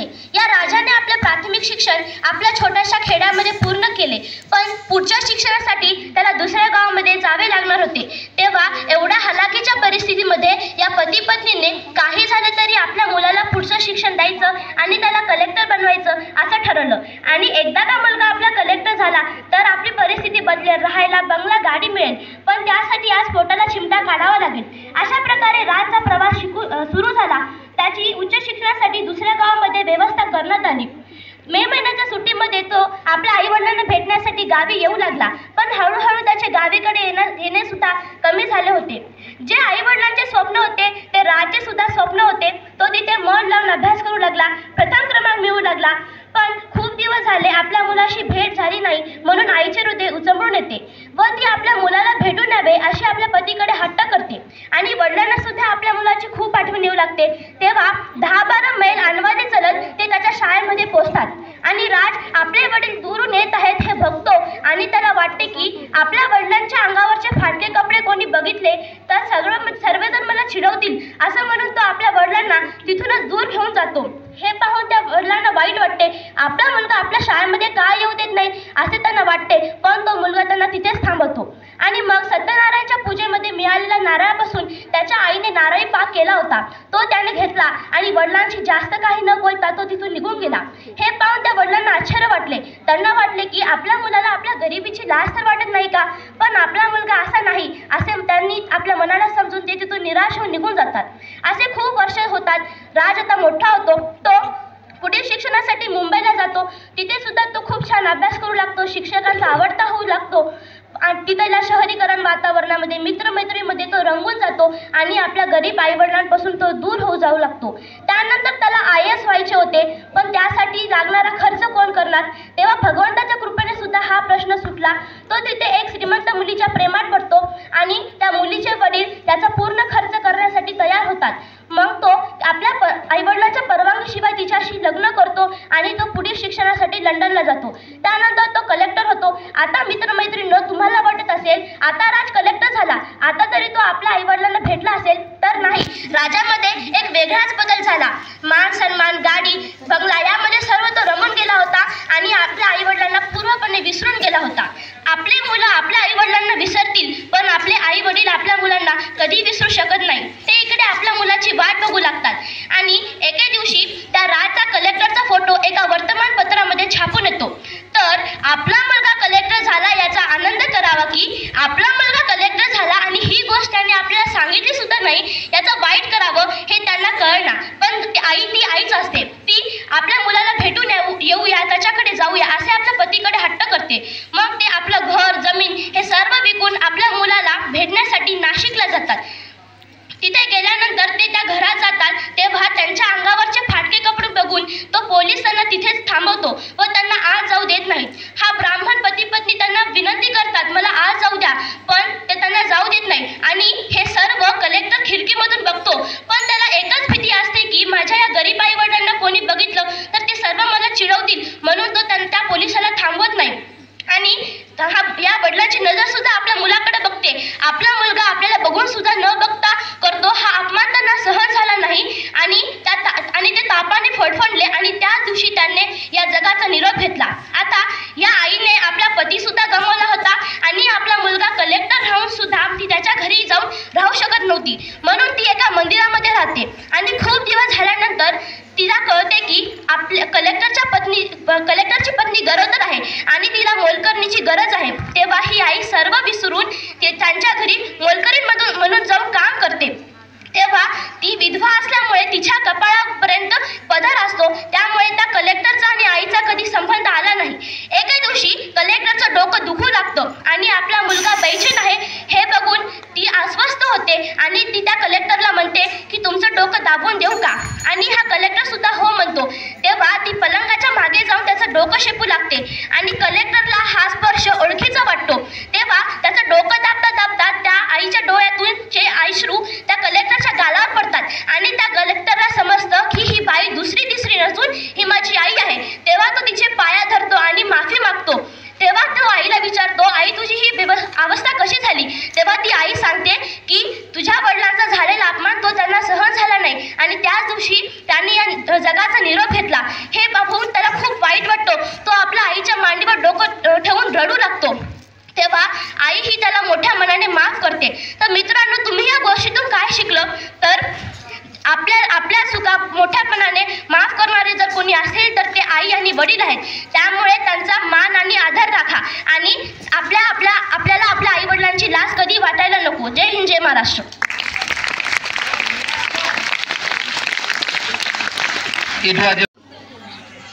सुप्रभात मित्रांनो, माझे नाव प्रशांत भूमन अमल कुवार. आज मी साने गुरुजींच्या बद्दल एक छोटीशी कथा सांगणार आहे. कथा सांगण्याच्या पूर्वी मी साने गुरुजींच्या विषयी काही माहिती सांगणार आहे. साने गुरुजींचे पूर्ण नाव पांडुरंग सदाशिव साने आणि त्यांच्या आईचे नाव यशोदाबाई. त्यांनी एक मराठीतील श्रेष्ठ कवी आणि गांधीवादी शिक्षक, समाजसुधारक हे सर्व किरदार निभावले आहेत. त्यांनी श्यामच्या आई या पुस्तकामध्ये सुरळीत, सुंदर असे काही माताबद्दल प्रेम, भक्ती, भावना, कृतज्ञता व्यक्त केली आहे. यानंतर मी माझ्या कथेला सुरुवात करतो. श्याम तसाच हुशार होता, पण तो खोडकरी होता. एके दिवशी तो शाळेवरून येताना रोजप्रमाणे तो एका बाजूला रस्त्याने येताना एका बाजूला त्याला वांग्याचे शेत दिसले व त्या शेतात कवळे, ताजे, चांगले वांगे दिसले. त्यानंतर तो पाहिला, अरे त्या इकडे तिकडे कोणी आहेत का नाहीत, मला कोणी पाहिलेत का नाहीत. त्यानंतर तो त्या शेतात गेला आणि 5-6 वांगे तोडले व घरी नेले. त्यानंतर ते वांगे त्याने त्याच्या आईला दिले. आई विचारली, अरे बाळा, हे वांगे तू कुठून आणलास रे? तो म्हणाला, आई मला एक काका दिले. असे काही थोर मोतर कारण सांगून तो त्या वेळ काढून निघून गेला. त्यानंतर त्या आई जे समजायला पाहिजे ते समजली. त्यानंतर दुसऱ्या दिवशी त्याच वांग्याची भाजी त्याच्या आईने बनविली व श्याम शाळेला जाण्याच्या पूर्वी त्याला खाण्यास दिली. तर श्याम आनंदी झाला. श्याम म्हणाला, आपण जे वांगे आणलो त्याच वांग्याची भाजी आपल्याला आज खायला मिळणार. त्यानंतर तो खाण्यास बसला, पण हे काय, भाजीत तर मीठच नाही. भाजी खूप आळणी लागायली. त्यानंतर तो आईला म्हणाला, आई भाजी तू आळणी का बनविलीस? आई म्हणाली, बाळा, मी तर भाजीत मीठ बरोबर टाकितले. तूच वांगे कोठून तर चोरून आणलास असेल, त्यामुळे तुला भाजी आळणी लागायली. श्यामला त्याची चूक कळाली आणि त्यानंतर तो आईला माफी मागितली व यापुढे अशी चूक करणार नाही असे आश्वासन मागितले. तर मित्रांनो, तुम्हाला या कथेकडून काय शिक मिळत आहे? कधीही चोरी करू नये. आपण चोरी केल्यास आपल्याला त्याची शिक्षा भोगावीच लागेल. जय हिंद, जय भारत.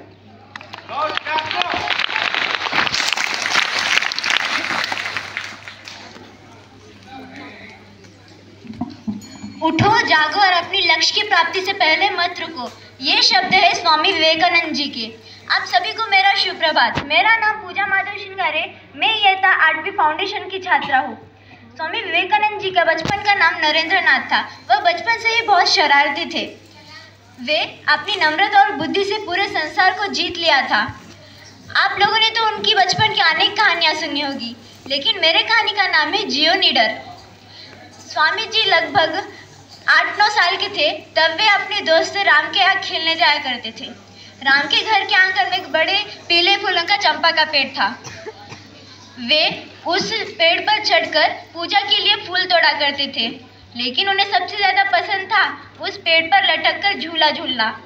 वे एक दिन ऐसे ही झूला झूल रहे थे, तभी धोती कुर्ता पहने राम के दादाजी उन्हें देख रहे थे. दादाजी सोचे, अगर बच्चे इस पेड़ से गिर गए तो उन्हें चोट लग जाएगी. ऐसा कहते हुए वे नरेंद्र के पास गए और नरेंद्र को बोला, नरेंद्र, इस पेड़ से उतरो. अगर इस पेड़ की डाली टूट गई तो तुम गिर जाओगे, तुम्हें चोट लग जाएगी. नरेंद्र सोच में पड़ गए और दादाजी से पूछा, क्यों भला? फिर दादाजी ने उन्हें कहानी बनाते हुए बोला, इस पेड़ के ऊपर एक बड़ा शैतान रहता है जो दिन के समय सोता है और रात के समय जागता है. अभी वो सो रहा है. अगर तुम इस पेड़ के बाजू में खेलोगे तो वो जाग जाएगा और तुम्हें पकड़कर ले जाएगा. नरेंद्र अचंभे से दादाजी को बोले, और कुछ बताइए दादाजी शैतान के बारे में. तो दादाजी कहानी बनाते हुए बोलने लगे, इस शैतान की बड़ी बड़ी आँखें हैं, लंबे लंबे बाल है और नाखून भी बड़े. वो जो बच्चे इस पेड़ के बाजू में खेलते हैं उसे पकड़कर बंदी बना लेता है. नरेंद्र ये सब शांति से सुनते रहे और बाद में वे बिना कुछ बोले अपने घर की ओर चल दिए. दादाजी भी मुस्कुराते हुए आगे बढ़े. अगले दिन नरेंद्र सीधा आए और चंपा के पेड़ पर चढ़ गए। चंपा के पेड़ पर चढ़ गए और नरेंद्र के दोस्तों ने ये सब दूर खड़े हुए देखते रहे। और नरेंद्र को चिल्लाते हुए बोले, नरेंद्र इस पेड़ से उतरो, दादाजी ने मना किया है ना इस पेड़ पर चढ़ने के लिए, शैतान आ जाएगा और तुम्हें पकड़ कर ले जाएगा। नरेंद्र जोर जोर से हंसने लगे और नरेंद्र उन्हें बोले, दोस्तों डरो मत, इस पेड़ पर कोई शैतान नहीं है, दादाजी ने सिर्फ हमें डराने के लिए ये सब कहा है, अगर इस पेड़ पर शैतान होता तो कब का हमें पकड़ना ले जाता। ऐसे कहा और ये सब दूर खड़े हुए नरेंद्र के दादाजी सुन रहे थे और वो दादाजी ने सुना और पास गए नरेंद्र के और उसके सिर पर हाथ फेरा और कहा, नरेंद्र तुम सही हो, इस पेड़ पर कोई शैतान नहीं है, शैतान जैसी कोई चीज़ नहीं होती, ये तो सिर्फ हमारी कल्पना है, तुम ठीक हो, तुम निडर हो और तुम्हें अपने दोस्तों को भी ऐसे ही निडर बनाना है। और फिर क्या होना था, नरेंद्र और उनके दोस्तों की फिर से उस पेड़ पर किलकिलारियाँ गूंजने लगी। हमें इस कहानी से 3 सीखने को मिलती है कि कभी कहा सुनी बातों पे विश्वास नहीं करना चाहिए, और दूसरी है कि हमेशा हीरो बने रहिए, कभी अपने दिल में डर जैसी कोई चीज़ नहीं होनी चाहिए, और तीसरी अंधविश्वास जैसी कोई चीज़ नहीं होती, अगर अंधविश्वास तुम्हारे दिमाग में घुस गया तो तुम्हारा दिमाग भ्रष्ट हो जाएगा। Thank you. भिवू नकोस, मी तुझ्या पाठीशी आहे, असं नरेंद्र स्वामीचं आपण वृद्ध वाक्य ऐकतो। आणि मुलांनो, भिवू नका परंतु डिसिप्लिनमध्ये राहा, हे मला तुम्हाला सांगायचं आहे। आपल्याला भियाचीच काय गरज आहे जर आपण चुकाच करत नसाल, पण डिसिप्लिनमध्ये राहिलं पाहिजे। यानंतर श्रद्धा कोटलावर। नमस्कार मित्रांनो, माझं नाव श्रद्धा लिंगराम कोटलावर, मी इयत्ता 6वी वर्गात शिकते। मी आज कथा सांगणार आहे। या कथाचे नाव आहे मैत्री असावी तर अशी। एक मुंगी व एक कबूतर चांगले मित्र होते। एकदा मुंगीला खूप तहान लागली होती। ती पाणी पिण्यासाठी नदीच्या काठी गेली। इतक्यात तिचे पाय घसरले व ती पाण्यात पडली। हे कबुतराने पाहिले। कबुतराने एक वाळलेले पान तिच्या जवळ फेकले। ती त्यावर चढली आणि सुरक्षितपणे ती नदीच्या काठी आली। तिथे एक फारस पारधी कबुतराची शिकार करण्यासाठी बसला होता। फारस पारधी कबुतरावर जाळी फेकणार एवढ्यात मुंगीने फारस पारधीच्या पायाला जाऊन चावले। फारस पारधी जोरात ओरडला। कबूतर सावध झाला व कबूतर तेथून उडून गेला। अशा प्रकारे चांगले मित्रमुळे मुंगी व कबूतर या दोघांचे जीव वाचले। तात्पर्य, संकटकाळी जो मदत करतो तोच खरा मित्र असतो। जय हिंद, जय भारत।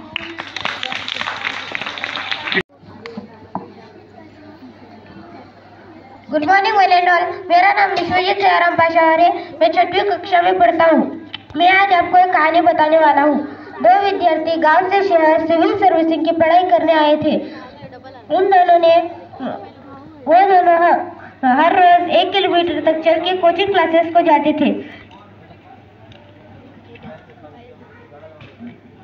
उस वक्त उनके जीवन में संघर्ष का दौर चल रहा था। उन दोनों ने बहुत मेहनत की, बहुत संघर्ष किया और आखिर में उन दोनों का भी सिलेक्शन अलग अलग डिस्ट्रिक्ट्स में हो गया।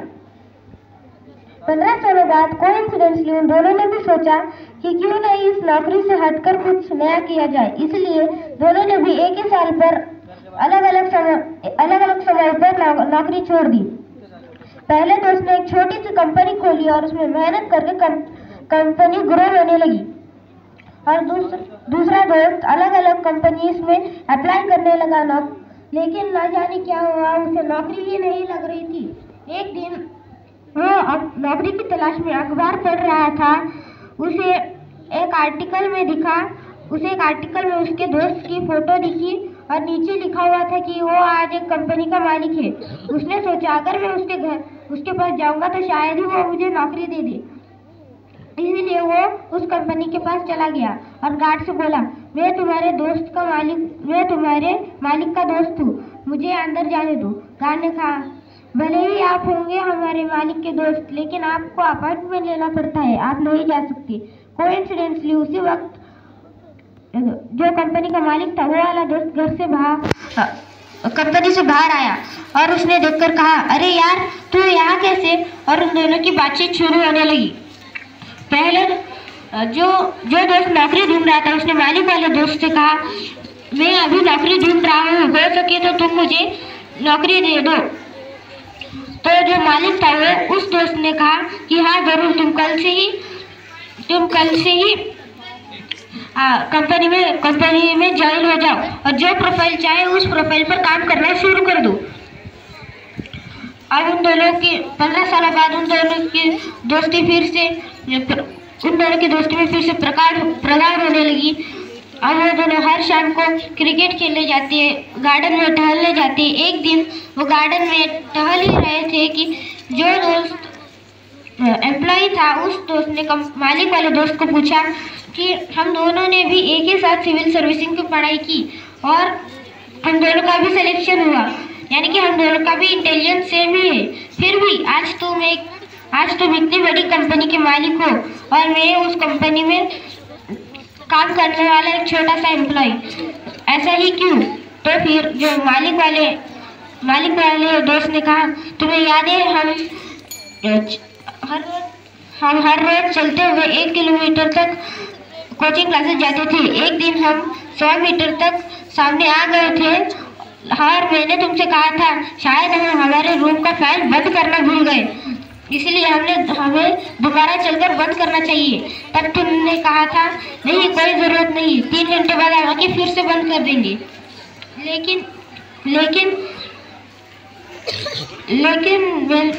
तुमने नहीं सुनी और तुम कोचिंग क्लासेस चले गए। लेकिन मैं दोबारा मुड़ के घर आया और फैन बंद करके गया।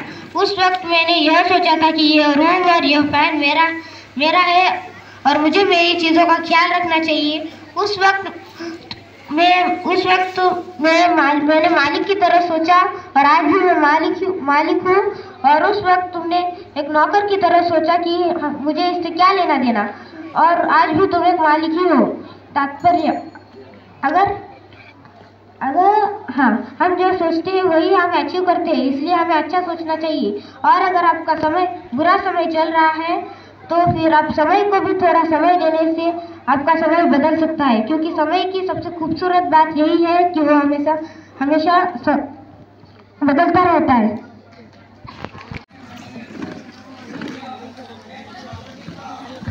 सर्वांना माझा नमस्कार। मी प्रतीक्षा संतोष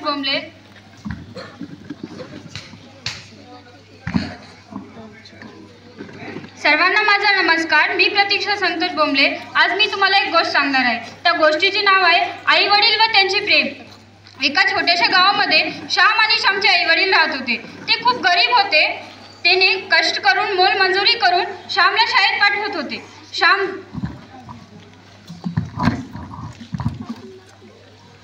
श्यामला शाळेत पाठवत होते। तो जायचा, तो पण शिकायचा। नंतर मग तो 10वी पास झाल्यानंतर तो पुढील शिक्षणासाठी अमेरिकेला गेला आणि तिथे गेल्यानंतर त्याला नोकरी लागली आणि तो तिथेच लग्न पण करून गेला। तिथे गेल्यानंतर तो त्याच्या आईवडिलांना विसरला। त्याने आजपर्यंत जो केला होता आता तो सगळे विसरला होता। आता इकडे पण त्याचे आईवडील म्हातारे झाले होते, त्यांना पण काम होत नसे। त्याची आई बीमार पडली होती। त्याच्या वडिलांनी सहज फोन केले श्यामला। श्यामला म्हणाले, श्याम तू ताबडतोब गावाकडे निघून ये, तुझी आई खूप बीमार पडली आहे, तू इकडे निघून ये, तुझी आई खूप रडलाली। असे म्हणल्यावर तो म्हणाला, उगीच मला डिस्टर्ब करू नका, मला खूप काम आहे असे म्हणून फोन कट करून टाकला आणि तो घरी गेला आणि आपल्या पत्नीला सगळे सांगितलं। ते दोघे पण ढसाढसा रडू लागले। ज्याला आपण आजपर्यंत हे केलो आज तोच विसरला आपल्याला। काही दिवसानंतर त्याची आई मरण पावली, देवाघरी निघून गेली। नंतर पुन्हा श्यामच्या वडिलांनी पुन्हा फोन केल्यानंतर श्यामचे वडील म्हणाले, श्याम तुझी आई आता मरण पावली आहे, तू काही काळजी करू नको, तू लवकरात लवकर गावाकडे येण्याचा प्रयत्न कर।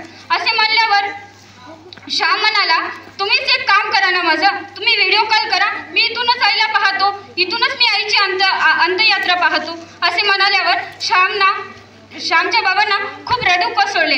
ज्यांना आम्ही आज आमच्या हाताने पोचलो, मोल मजुरी करून हे केलो, आज तोच आम्हाला विसरला. ज्याला आम्ही रक्ताचं पाणी केलो तोच आता आम्हाला विसरला. सांगण्याचं तात्पर्य एवढेच की आई वडिलांसाठी कोणालाही सोडा, मात्र कोणापासाठी आई वडिलांना सोडू नका. ह्या जगामध्ये कोणी कोणाचं होत नाही. सगळे वेळ आले की सगळे साथ सोडतात. फक्त आईचा ममतेचा हात आणि बापाची जन्मभर साथ हेच आपल्या संग असते. मातीची चूल, मातीचे अंगण, मातीचं घर, अख्खं आयुष्य आपल्या आईनं मातीत घालवतं. अरे लोक म्हणत असतील बापानं काय तू कमावलंय, अरे कमावील कसा, अख्खं आयुष्य त्याने माणूस होण्यातच घालवतं. आज ते लोक लाखोपती करोडपती हसून दाखवत असे मायबाप दुःखात रडून हसून दाखवतात. थँक्यू. जय हिंद, जय Bharat. You know, various film, there are many songs. ये दुनिया, ये महफिल मेरे कुछ काम की नहीं है. क्यों नहीं है?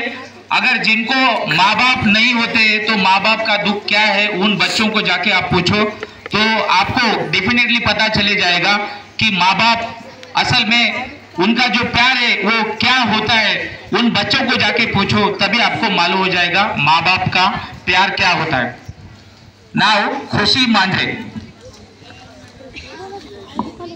सभी को मेरा प्रणाम. मेरा नाम खुशी लक्ष्मण मांजरे है और मेरा कहानी का नाम व्यक्ति का महत्व है. एक बार एक विद्यालय में परीक्षा चल रही होती है. उस परीक्षा के लिए विद्यालय के सारे बच्चे अच्छी तरीके से तैयारी करके आ रहे होते हैं. उस विद्यालय का सबसे होशियार और होनहार लड़का उस परीक्षा के लिए खूब मेहनत करके आया हुआ होता है. जैसा ही वो परीक्षा देने बैठता है उसे तो सारे प्रश्नों के उत्तर आते थे, परंतु वो जैसे ही अंतिम प्रश्न को देखता है तो चिंता में पड़ जाता है क्योंकि उस प्रश्न का उत्तर उसे आता नहीं था. एवं उससे नहीं, वह बैठे किसी भी बच्चे को उस प्रश्न का उत्तर नहीं आता था क्योंकि उस प्रश्न में ऐसा पूछा गया था कि तुम्हारे विद्यालय में सबसे पहले कौन आता है, ऐसा जो कोई भी हो उसका नाम लिखे. सभी बच्चों के ध्यान में एक महिला आ रही थी.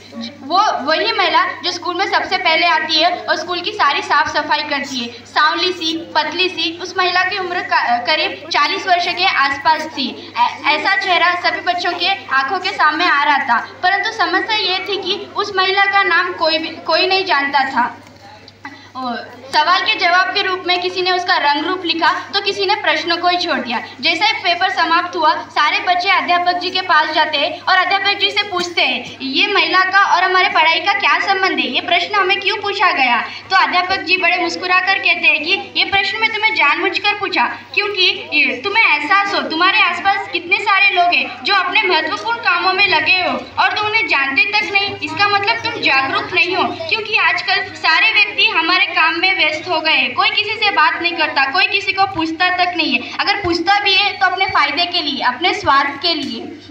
अगर एक इंसान के काम नहीं आएगा तो फिर वो इंसान होने का क्या फ़ायदा. हमारे जीवन में हर छोटे से छोटे व्यक्ति का महत्व होता है, परंतु हम उस महत्व को नज़रअंदाज कर देते हैं. उस महत्व को हम जानते तक नहीं. हमारे जीवन में ऐसे कई सारे व्यक्ति हैं जिसे हमें बात तक नहीं करते. तो इस कहानी का यही अर्थ है कि हमें किसी को नज़रअंदाज नहीं करना चाहिए, सभी से मिलजुल कर रहना चाहिए. हर व्यक्ति हमारे लिए महत्व होता है, हर व्यक्ति हमारे लिए विशेष होता है. तो उस व्यक्ति को हमें बात करना चाहिए, उनसे सभी से मिलकर जुलकर रहना चाहिए. हर व्यक्ति का महत्व हमें पहचानना चाहिए, किसी को भी नज़रअंदाज नहीं करना चाहिए. Thank you. जय हिंद, जय भारत.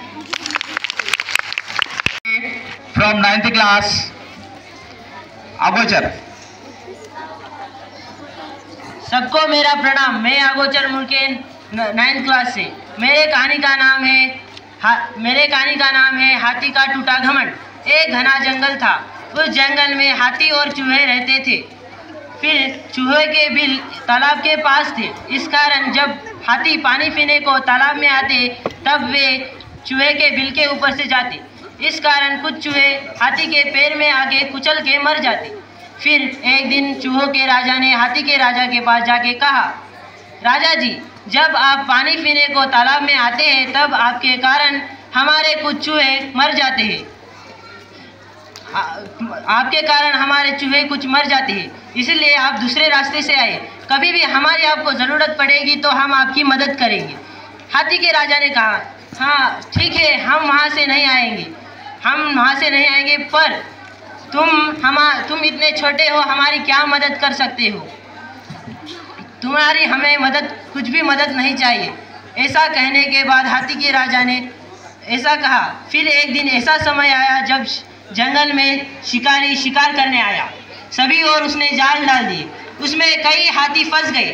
फिर एक चूहे ने देखा और सभी अपने चूहे और चूहे के राजा को बुला के लाया। फिर सभी चूहे मिलके उन जाल को काट दिए। फिर वहाँ से हाथी को छुड़ा दिए, सभी हाथी को छुड़ा दिए। इस कहानी से हमें दोस्तों, यह कहानी मेरी छोटी है पर इससे सीख मिलने वाली बहुत बड़ी है। हमें कभी भी गर्व नहीं करना चाहिए, सबका आदर करना चाहिए। एक छोटी सी चींटी भी बड़े से हाथी को धूल चटा सकती है, इसलिए हमें किसी को भी कम नहीं समझना चाहिए। और मेरे गुरुजनों का भी धन्यवाद करता हूँ जिन्होंने मुझे यह मौका दिया। धन्यवाद।